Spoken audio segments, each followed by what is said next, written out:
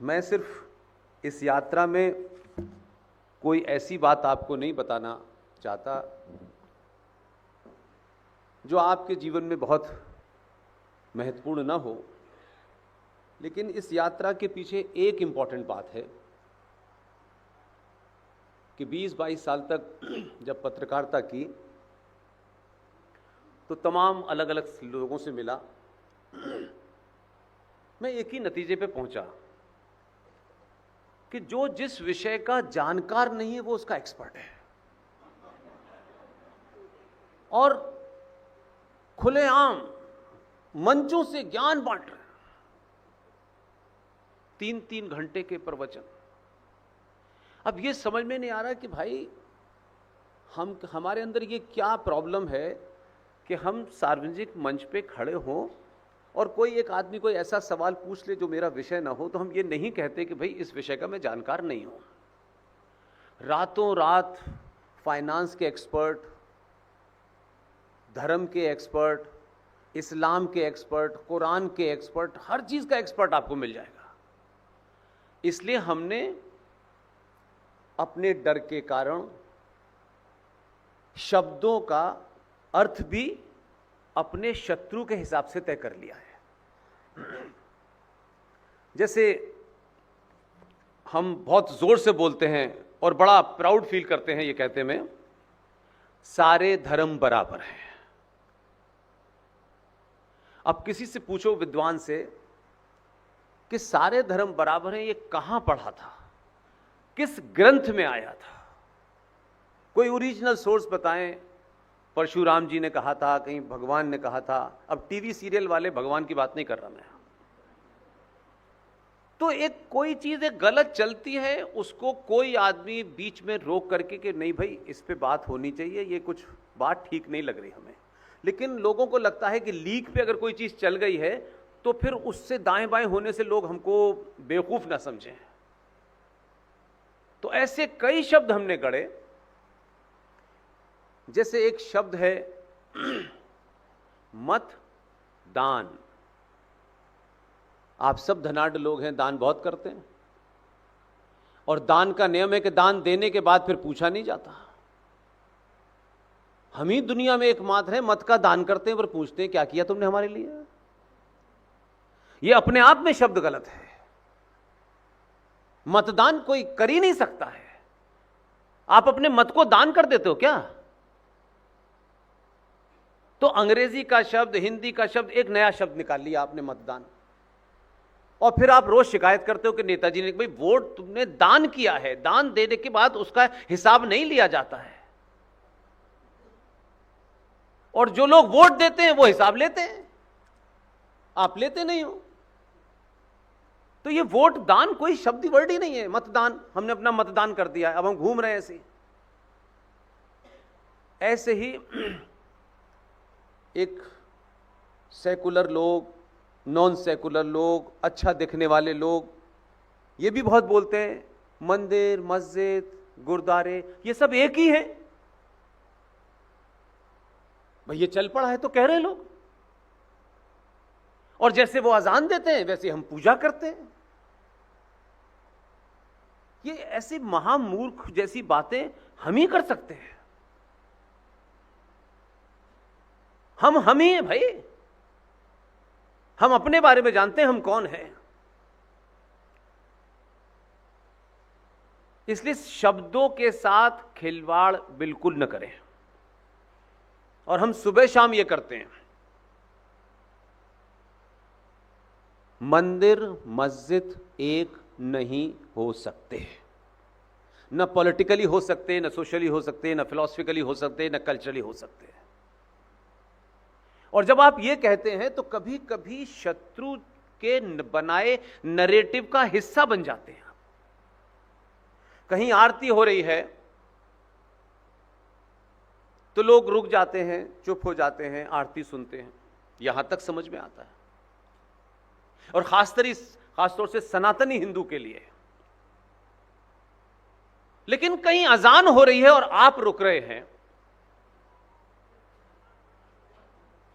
मैं साइंटिफिक बात कर रहा हूं। मेरे मेरे मेरे इस डिस्कोर्स में कुछ भी इमोशनल नहीं है। अजान हुई और आप रुक गए, उतनी ही श्रद्धा के साथ आप रुके जितना आप आरती के लिए रुकते हैं। लेकिन आपको उस अजान की एबीसीडी नहीं पता,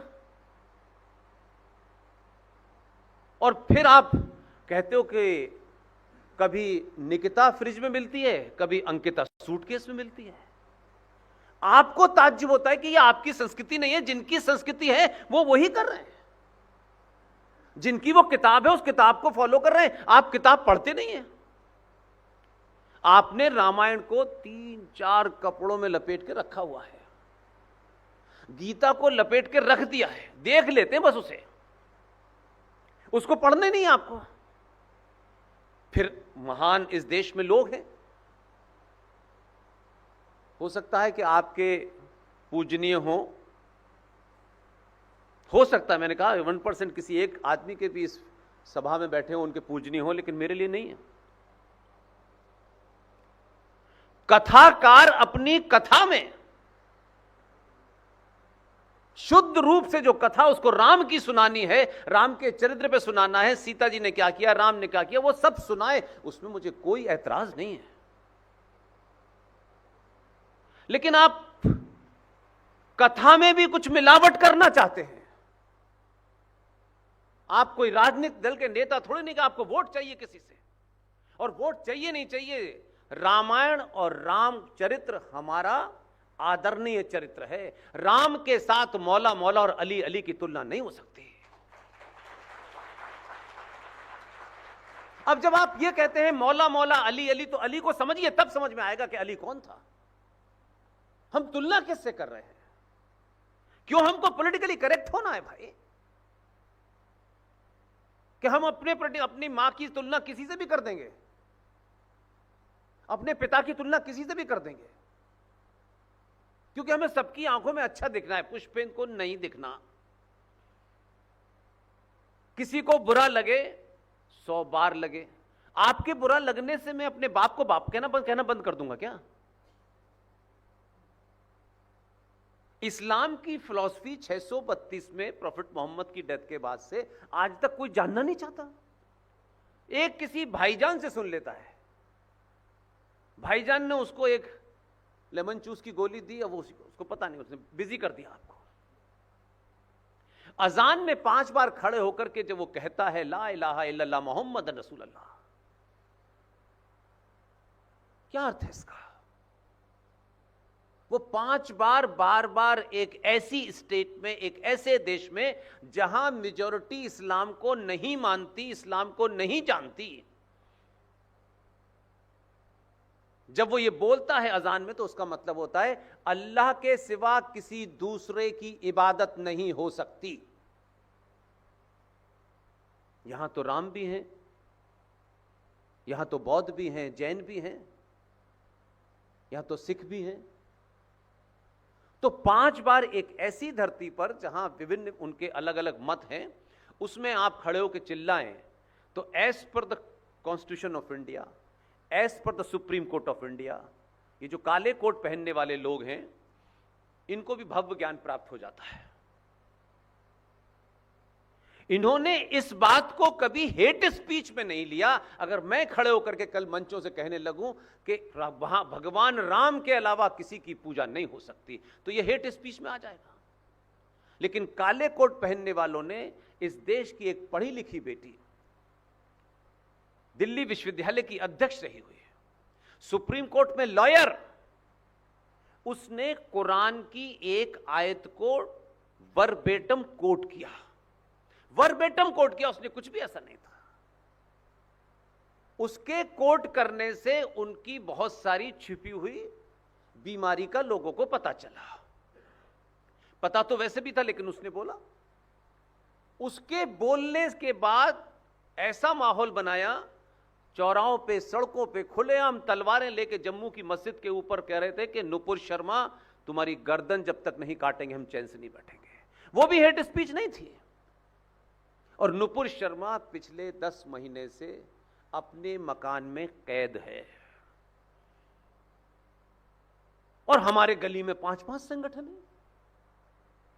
हम सुबह से शाम तक ज्ञान बांटते हैं भगवान राम का, गीता का। डरना नहीं है, निडर होकर अपनी बात कहनी है। एक आवाज इस देश में किसी के कोने से निकल के नहीं आई कि नुपुर शर्मा ने कुरान शरीफ की आयत को प्रॉपरली कोट किया है। अगर चैलेंज करना है किसी को तो नुपुर शर्मा को कैद करे कि यह कुरान में नहीं लिखा है, यह कोट नहीं किया। लेकिन भीड़ तंत्र को लगा इसने एक कोट किया है, कुछ दिन के बाद लोग 3-4 और कोट करेंगे तो हमारे कपड़े तो चौराहे पर उतर जाएंगे। तो उन्होंने वायलेंस से उसको डरा दिया। और हम बहुत निडर हैं, हम बहुत बहादुर हैं। हमारी स्थिति यह है कि हम एक बेटी के साथ सच बोलने के लिए नहीं खड़े हुए हैं। पूरा सिस्टम डर गया। इस स्टेट के जितने भी अंग हैं सब डरे हुए हैं। यानी सुप्रीम कोर्ट में जब उसके केस आया तो महामहिम काले कोट में ये जो बैठे हुए हैं फ्रॉड, उसने कहां से, मतलब वो जज सुप्रीम कोर्ट का सुनने को तैयार नहीं है। कह रहा है कि तुम्हारे कारण इस देश का माहौल खराब हो गया है। कन्हैया की गर्दन कटने से नहीं हुआ, 2500 कश्मीरी हिंदू पंडितों को उनकी आस्था के कारण मारा गया नहीं हुआ। केरल में मारा गया, आसाम में मारा गया, बंगाल में, उससे माहौल नहीं। नुपुर शर्मा ने सच बोला, उससे माहौल बिगड़ गया है। कोर्ट को अपना काम करना था। जिस दिन से यह घटना घटी है, मैं उस समय शायद गुजरात के पोरबंदर में था। मैं उस दिन से बोल रहा हूं, और कोई भी सभा होती है मैं इस बात को भूल जाऊं, क्योंकि मैं आज भी ये मानता हूं कि हम सबके जाने का समय तय है। कौन कब कैसे जाएगा, किस तरह जाएगा, बस यही नहीं पता है। और अगर जाने का समय निश्चित है और मौत एक सच्चाई है, तो फिर डर डर के क्यों जी रहे हो?